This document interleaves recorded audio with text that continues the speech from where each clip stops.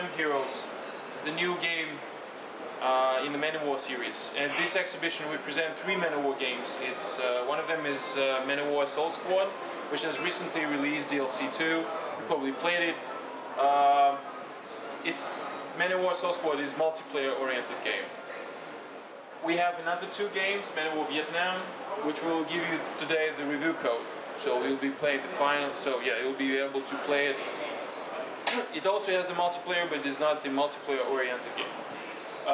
This one will be released next year, early next year, and it's yet another game from 1C about Man of War and about Second World War. But the idea is to bring attention to the players, to one of the pages in Russian history, Second World War history. We had so-called penal battalions, or in Russian it's Strafbat. So the the officers were court-martialed and for something they've done. For example, if they offensed the upper-ranked, commander or punched him anyway, they had an option either go to jail. Everything was strict during the Second World War, or they could have become a part of the so-called penal battalions. So penal battalions were actually cannon fodder. They were the first line of offense. And they say it's up to the present days. It were a little bit controversial. Many people said different things. There is an understanding that there were some guys behind them with the rifles shooting, and so if they turned back, there was Stalin's order, no turn back. So if they turn back, they will be killed either by Germans or their own Soviets.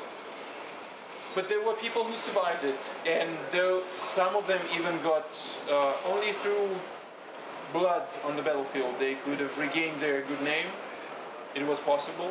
People even returned to their regiments and got medals and etc. So we worked closely with some of the remaining. There are still remaining veterans of Second World War from those penal battalions. So they helped us to be as close to reality as possible. And also we worked with military consultants from FSB, actually former KGB now. So they recently opened they lifted the secrecy from some of the documents. And the game will be released alongside with a huge encyclopedia with documents, maps, and even the audio files with living witnesses. They will narrate the stories, how they got into the penal battalions, what happened, etc., etc. So since the main protagonist of this game is men and not tanks or something like this, what we did, we updated the graphics, we updated the models. So right now they are not twin brothers, and they have different. They have distinctly faces at least, and.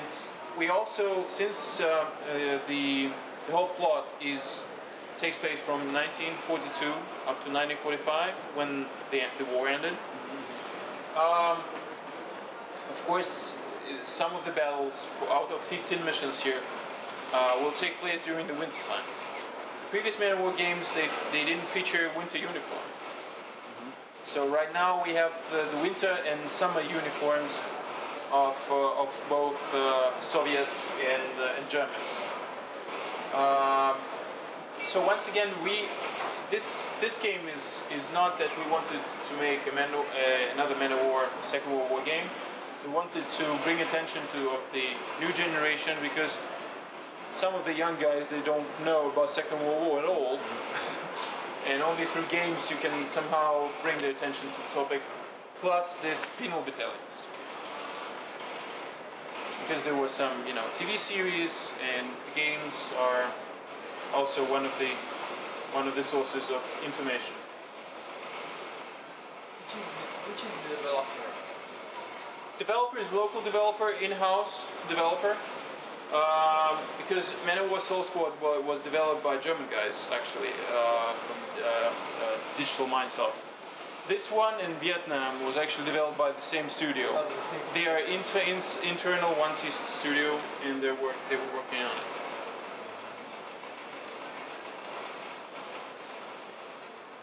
And as in any other Man of War games, you can direct control any unit, and you go.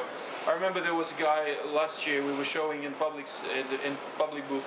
We were showing Vietnam, and there was one guy who just went through the. We had one level, and he went through the level with sniper. And it said, "Do you have anything else?" We're like, "Okay, sorry, nothing else." So unfortunately, yeah, we failed, but it was not the main goal of the presentation.